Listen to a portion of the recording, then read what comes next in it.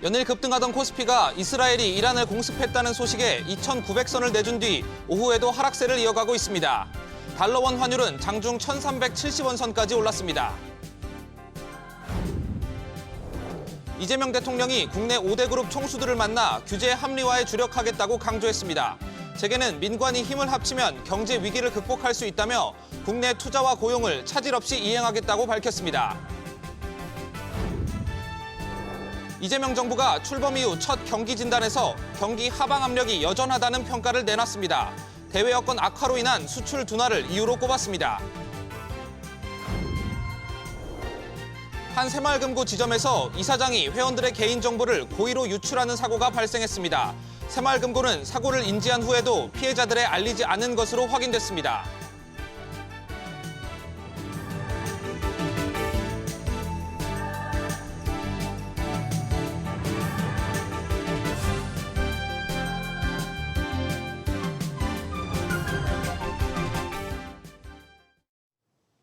여러분 안녕하십니까? 이스라엘의 이란 공습으로 코스피가 직격탄을 맞고 있습니다. 글로벌 악재로 단기 조정이 불가피할 것이란 전망도 나오고 있는데요. 마감 앞둔 금융시장 상황 알아보겠습니다. 송태희 기자. 네, 송태희입니다. 네, 코스피 얼마나 떨어졌습니까? 이스라엘의 이란 공습 소식에 오후 3시 기준 코스피 지수는 1% 가까이 하락하며 2,893선을 왔다 갔다 하고 있습니다. 코스닥 지수도 3% 가까이 하락하며 766 안팎에서 거래되고 있습니다. 코스피 시장에서 기관이 5,400억 원 가까운 매도세를 보이며 하락세를 주도하고 있습니다. 삼성전자가 2% 이상 하락하고 있고 현대차와 기아도 1% 넘게 떨어지고 있습니다. 국제유가는 10% 넘게 오르고 있고 국제금 가격도 한때 1% 넘게 뛰었습니다. 환율도 12원가량 급등하며 달러당 1,368원 안팎에서 거래되고 있습니다. 네, 현재 공습을 당한 이란 상황은 어떻습니까? 이란의 핵시설은 물론 핵과학자, 군 수뇌부 상당수가 표적 공습됐고 암살당한 것으로 알려졌습니다. 이란 국영방송은 또 이란군 참모총장, 이란 혁명수비대 사령관이 사망했다고 보도했습니다. 장기화 전면전으로 갈 경우 우리 경제에 미칠 타격도 커질 텐데 이 부분 전망은 어떻습니까? 네, 이란이 곧 보복에 나설 것으로 예상됩니다만 이미 무기 등 가용 군사 자원이 훼손된 상태입니다. 따라서 일각에서는 이란이 군사 대응과 함께 호르무즈 해협 봉쇄에 나설 가능성을 배제하지 않고 있습니다. JP 모건 등은 호르무즈 해협이 봉쇄될 경우 국제 유가가 배럴당 130달러를 넘어설 수 있다고 경고하고 있습니다. SBS 비즈 송태희입니다. 이재명 대통령이 우리나라 5대 그룹 총수들을 만나 기업 경제 활성화에 주력하겠다는 메시지를 전달했습니다. 재계는 민관 공조를 통해 위기를 기회로 만들겠다는 의지를 드러냈는데요. 취재기자 연결하겠습니다. 박연신 기자. 네, 박연신입니다. 네, 이재명 대통령이 5대 그룹 총수들을 만나 구체적으로 어떤 얘기를 나눴습니까? 이재명 대통령이 오늘 오전 5대 그룹 총수들과 만나 경제 6단체장과 만나 기업들이 국제 경쟁에서 어려움을 겪고 있다고 말했는데요. 이 대통령은 우리 경제 상황에 대해 과거처럼 부당 경쟁이나 착취 등으로는 지속 성장이 불가능한 때라며 외교와 안보 활동을 통해 기업 활동 영역을 확대하겠다고 강조했습니다. 또 기업 내부 문제와 노동 문제, 중소기업 문제 등을 언급하며 공정한 경제 생태계를 구성하는 것도 중요한 일이라고 짚어냈는데요. 이어 규제 합리화에 대한 의견을 많이 듣겠다며 국민 추천제를 통한 인사 추천도 부탁한다는 말을 남기기도 했습니다. 네, 짧은 시간에 꽤 많은 메시지를 전달한 것 같은데 재계 쪽에서는 어떤 반응을 보였습니까? 우선 이재용 삼성전자 회장은 대통령의 리더십을 중심으로 민관이 힘을 합친다면 경제 위기를 극복할 수 있다며 국내 투자와 고용을 차질 없이 이행하겠다고 밝혔는데요. 이어 다음 세대 먹거리를 준비하기 위해 인공지능, AI 산업 투자를 늘리는 중이라고 강조하기도 했습니다. SK그룹 회장이자 대한상인 회장인 최태원 회장도 민관의 협의 강조성을 언급하며 정부와 함께 통상과 산업 정책 해법을 모색하겠다고 말했는데요. 오는 11월 경주에서 열리는 아시아 태평양 경제협력체 APEC 회의의 성공 개최를 위해 1,700개 해외 기업 유치와 함께 주요 기업인 초청을 노력하겠다고 약속했습니다. SBS 비즈 박연신입니다. 이 가운데 새 정부 출범 이후 첫 경기 진단이 나왔습니다. 여전히 우리 경기가 흐리다는 판단인데요. 그 근거들을 하나씩 짚어보겠습니다. 오서영 기자, 경기 진단을 해보니 여전히 어둡다는 평가죠. 그렇습니다. 새 정부 들어서도 정부는 경기 하방 압력이 여전하다고 봤습니다. 기획재정부는 최근 경제동향 6월호를 내놓으며 미국 관세 부과에 따른 대외 여건 악화로 인해 수출 둔화 상황이 근거라고 짚었습니다. 수출 둔화 진단은 지난달 추가됐는데요. 미국의 관세 장벽 여파가 반영돼 4월 산업 생산, 소비, 투자 부문 지표들은 일제히 감소했습니다. 자동차 생산이 4.2% 줄면서 광공업 생산은 0.9% 감소했고 서비스업과 건설업도 0.1%, 0.7%씩 줄며 전 산업 생산은 0.8% 감소했습니다. 지출 부분에서도 소매 판매가 0.9% 줄었고 설비 투자는 0.4% 감소했는데요. 기재부는 글로벌 경제와 관련해 주요국 관세 부과에 따른 통상 환경 악화로 국제 금융시장 변동성이 지속되고 교역 성장이 둔화할 수 있다고 우려했습니다. 일부 개선된 부분들도 있습니까? 네, 기재부는 지난 1월부터 유지했던 경기 하방 압력 증가 표현에서 이달에는 증가를 빼 수위를 다소 낮췄습니다. 지난달 소비자 심리지수는 101.8로 전달보다 8포인트 올랐고 전산업 기업 심리지수도 2.8포인트 상승했습니다. 여기에 방한 중국인 관광객 수도 1년 전보다 28.7% 늘었는데요. 다만 국산 승용차 내수 판매량이 10% 감소하고 카드 국내 승인액 증가율이 둔화한 부정적 요인은 변수입니다. 추가 경정 예산도 내수 회복을 일부 뒷받침할 것으로 보이는데요. 기재부는 경기 회복, 소비 활성화와 취약계층 소상공인 지원을 위한 추경을 속도감 있게 추진하겠다고 밝혔습니다. SBS 비즈 오서영입니다. 네, 이렇게 경기 침체와 내수 부진이 계속되는 것에는 하루가 다르게 치솟는 식품 물가도 한몫하고 있습니다. 이에 김민석 국무총리 후보자가 식품 업계를 소집했는데요. 앞서 이재명 대통령이 라면 값을 지적하기도 한 만큼 새 정부의 물가 잡기가 본격화할 것이란 전망입니다. 최윤아 기자. 네, 최윤아입니다. 네, 김 후보가 식품 업계를 만났다고요? 네, 김 후보는 오늘 오전 식품 외식업계와의 간담회를 비공개로 진행했습니다. 한국식품산업협회와 한국외식산업협회, 한국프랜차이즈산업협회를 비롯해 소비자단체, 농림축산식품부 등이 참석했는데요. 김 후보는 간담회에서 생활물가가 급상승하고 있어 민생의 고통이 이루 말할 수가 없는 상황이라며 식품물가를 최우선 관심사안으로 두겠다고 밝혔습니다. 그러면서 시장 가격에 직접 개입하는 것은 지양해야 하지만 유통 과정의 불투명한 품목들에 대해서는 투명성을 높이겠다고도 했습니다. 김 후보는 배달 중개 수수료 문제도 크다고 언급했는데요. 관련해 정부와 의회 차원에서 더 적극적인 관심을 가져야 한다고 강조했습니다. 네, 이렇게 정부가 물가 잡기에 나서는 것은 실제로 최근 식품 가격이 가파르게 오르고 있기 때문인데 실제로 얼마나 올랐습니까? 네, 지난달 소비자 물가 상승률은 5개월 만에 전년 동월 대비 1%대로 낮아졌지만 가공식품 물가는 두 달째 4%대 고공행진을 이어가고 있습니다. 특히 초콜릿과 과자, 주스, 커피, 냉동식품, 라면, 아이스크림 등의 상승폭이 컸습니다. 지난해 연말부터 정치적인 혼란기를 틈타 업체들이 줄줄이 가격을 올렸다는 지적이 잇따른 만큼 새 정부가 군기 잡기에 나선 것이란 평가도 나옵니다.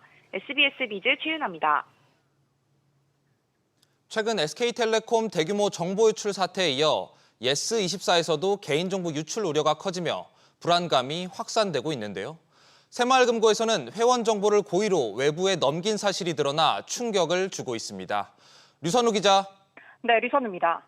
네, 새마을금고에서 어떤 문제가 발생한 겁니까? 네, 지난해 10월 경기도 안양시의 한 새마을금고 본점에서 이사장이 고의로 회원들의 개인정보를 다른 업체에 유출한 사고가 발생했습니다. 금고나 회원들과는 무관한 업체에 이사장이 회원들의 개인정보를 온라인을 통해 무단으로 보낸 건데요. 새마을금고 측은 어떤 정보를 어떤 목적으로 유출했는지 또 피해 규모나 경위에 대해서는 명확히 밝히지 않고 있습니다. 다만 주민등록번호와 같은 민감한 정보는 포함되지 않았고 유출 규모도 1000건 미만이라는 입장입니다. 회원 정보를 유출한 이사장은 올해 3월 퇴임했으며 이번 사고로 지난달 말 직무정지 중징계를 받았습니다. 고객들은 정보가 유출된 걸 알고 있습니까? 취재 결과 새마을금고는 고객에게 유출 사실을 알리지 않은 것으로 확인됐습니다. 해당 금고는 유출 사실을 안 즉시 개인정보를 받은 업체에 직접 나가 삭제 조치를 했다고 설명했는데요. 정작 피해 당사자들에겐 이를 알리지 않았습니다. 이는 개인정보 유출 시 지체 없이 통보해야 한다는 개인정보보호법 위반 소지가 있습니다. 금고 내부적으로는 관련 직원 2명을 견책 처분하는 데 그쳤습니다. 새마을금고 중앙회는 현재까지 정보 유출로 인한 추가 피해는 확인되지 않았다면서 전 임직원이 개인정보의 중요성을 인식하도록 정기 점검과 관리 감독을 강화하겠다고 밝혔습니다. SBS 비즈 류선우입니다. 요즘은 금리 4%인 적금 찾기도 쉽지 않습니다.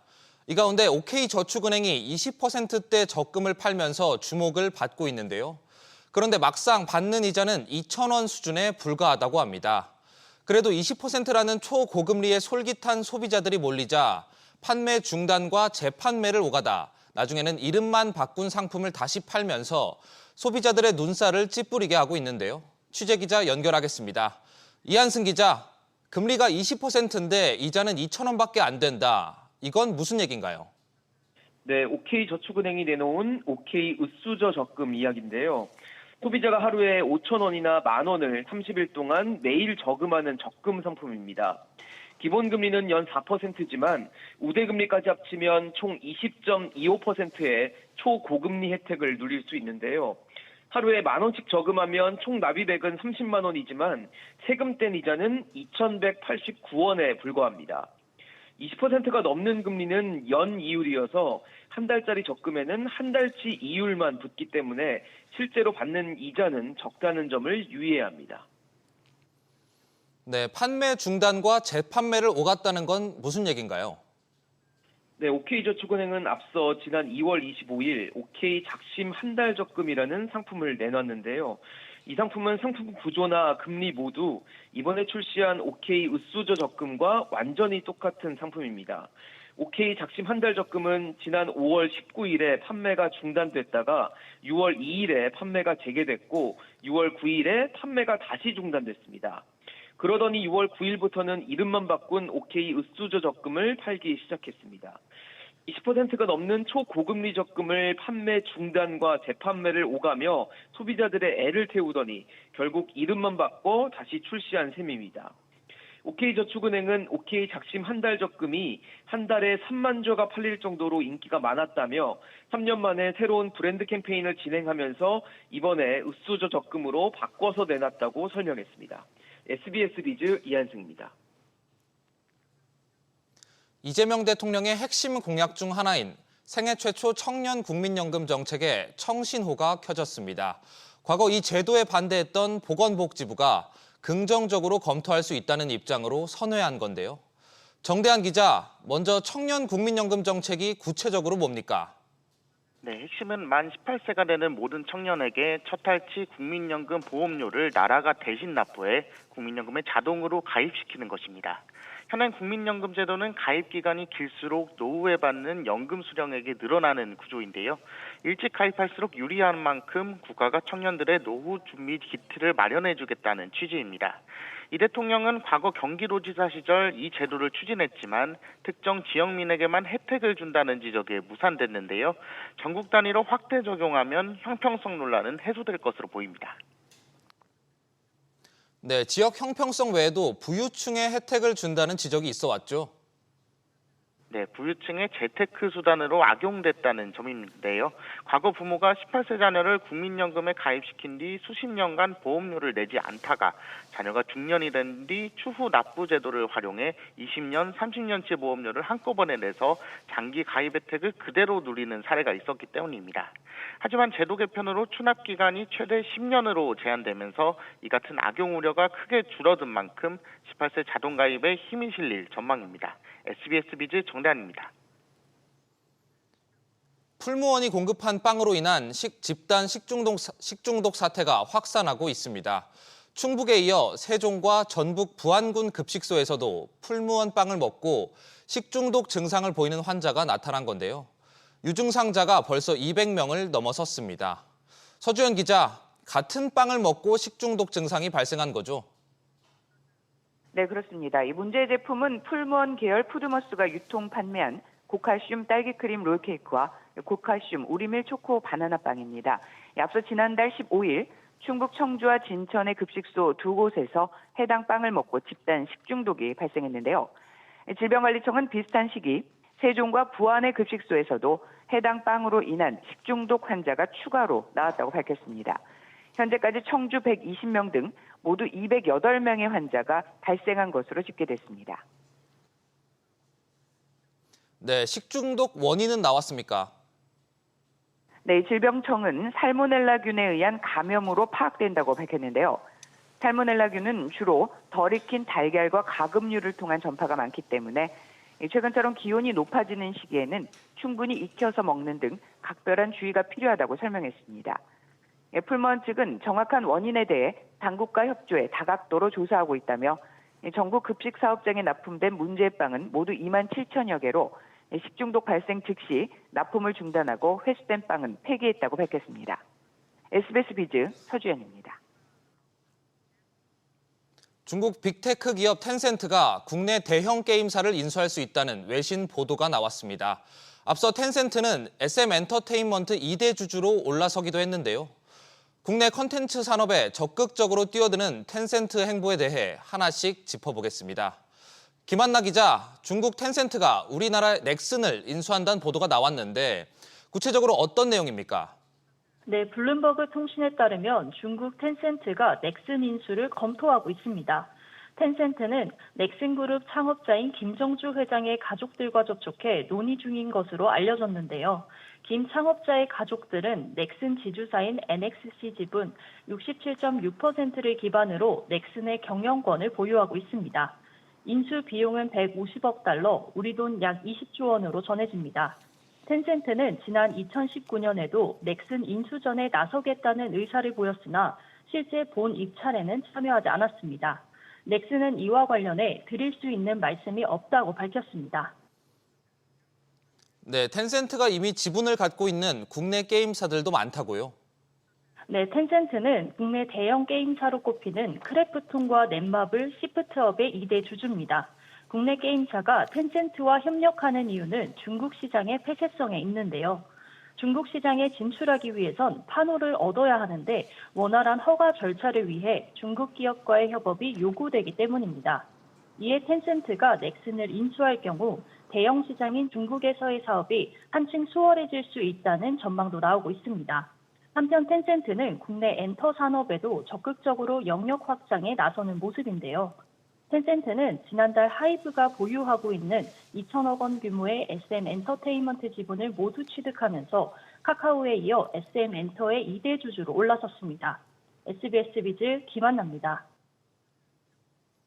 인도에서 발생한 에어 인디아 추락 사고와 관련해 국토교통부가 국내 모든 항공사들의 공문을 보내 항공안전 강화를 주문했습니다. 국토부는 또 이번 사고 기종인 보잉 787 드림라이너에 대해 특별 안전점검 시행 여부를 검토 중입니다.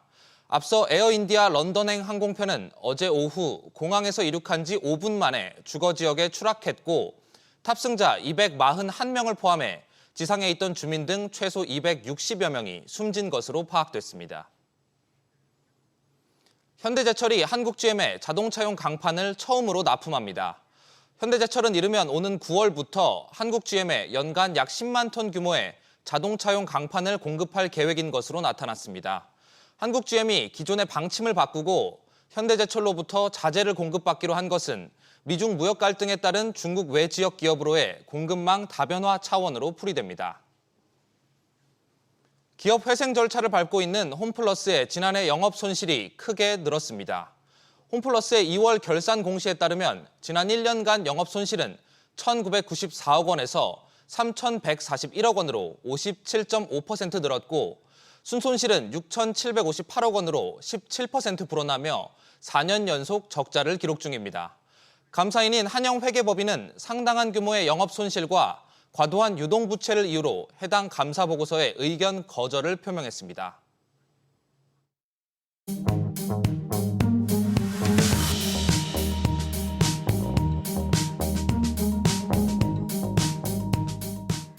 안녕하세요. K웨더 공기재능센터에서 전해드리는 대기오염 예보입니다. 전국 공기질 실황입니다. 일부 수도권을 중심으로 먼지 농도가 약간 높게 나타나고 있습니다. 다음은 서울시동별 공기질 실황입니다. 대체로 탁한 상황이고요. 공기가 가장 나쁜 지역은 항동과 수궁동, 오류 이동 순으로 나타나고 있습니다.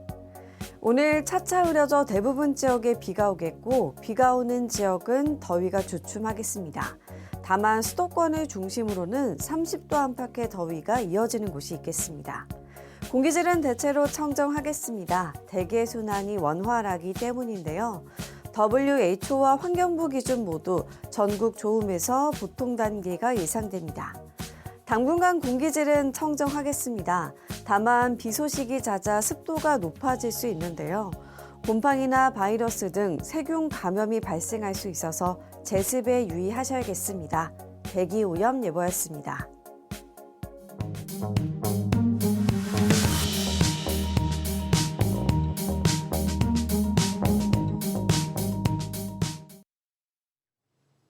뉴스 마치겠습니다. 시청해주셔서 고맙습니다.